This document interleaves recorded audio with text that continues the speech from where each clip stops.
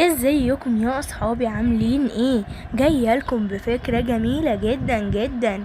الاسد سيمبا اتجوز من جديد. يا ترى ايه اللي حصل وايه سبب اختفاء ام سيمبا؟ يلا بينا عشان احكي لكم القصه. ايه ده؟ ايه الحق ابو سيمبا ومراته الجديدة؟ ده ظرف لحفلة زفاف. احنا لازم نروح الحفلة دي. ايه ده؟ ازاي يعني ام سيمبا سكتت ان ابو سيمبا يتجوز تاني؟ انا مش عارف ازاي كده والله.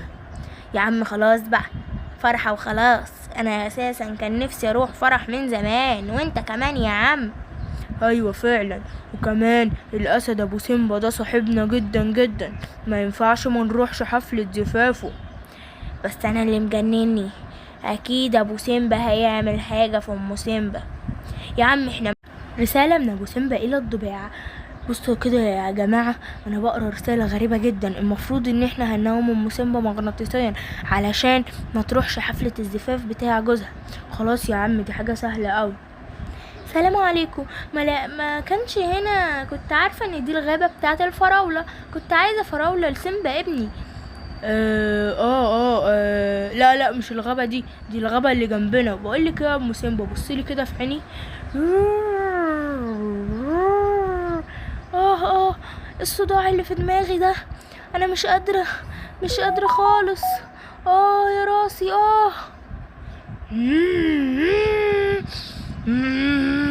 اهدى شوية يا ابني، الست هتفرفر في ايديك.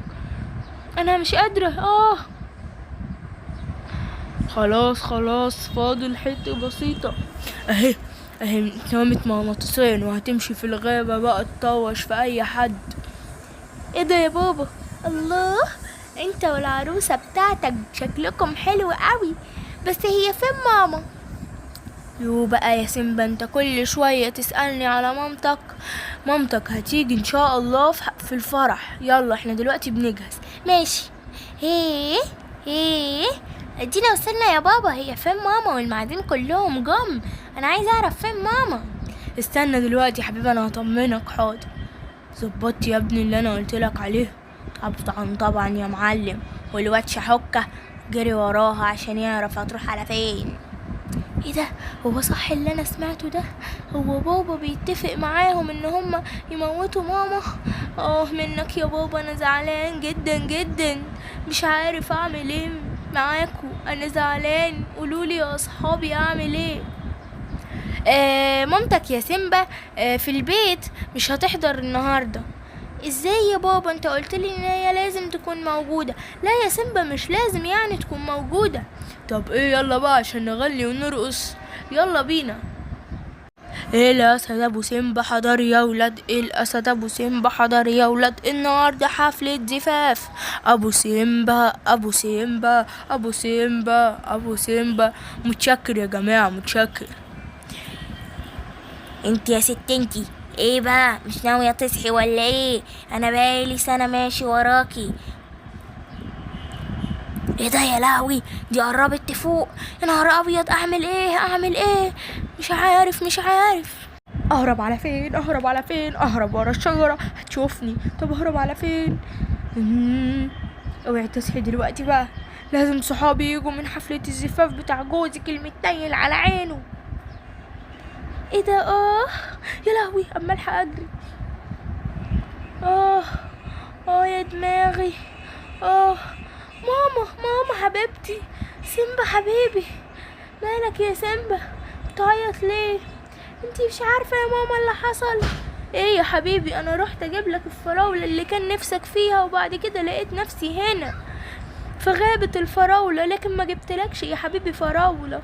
فراولة ايه يا ماما؟ ده عدى يوم كامل بحاله، انا مش كنتش عارف انت فين لحد لما مشيت ورا الضباع وعرفت ان انت هنا.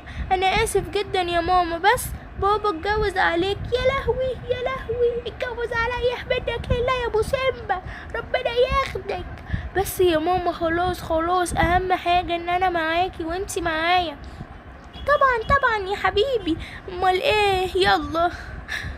وبكده تكون خلصت القصة بتاعتني انا وماما. خلاص يا سيمبا يا حبيبي ما تزعلش. وبكده يا اصحابي نكون خلصنا الفيديو. ما تنسوش تحطوا اللايك والاشتراك وتفعلوا الجرس عشان يوصلكم كل جديد. وسيمبا عايز يقول لكم حاجه. بصوا بقى يا اصحابي، لو وصلتوا لحد هنا ما فيهاش حاجه يعني لو حطيتوا لايك واشتراك وفعلتوا الجرس، وقولوا لكل اصحابكم يتفرجوا على قناه العاب ملوكه، وقولوا لكل الناس ان هم يتفرجوا على قناه العاب ملوكه. انا عن نفسي بحب قناه العاب ملوكه جدا جدا، انا سيمبا بتفرج عليها. وعايزكم تكتبوا لي رايكم في الكومنتات، ايه رأيكم في القصة الجميلة دي يا اصحابي؟ وكمان تكتبوا سيمبا سيمبا عشان اعمل لكم قصص كتير. وباي.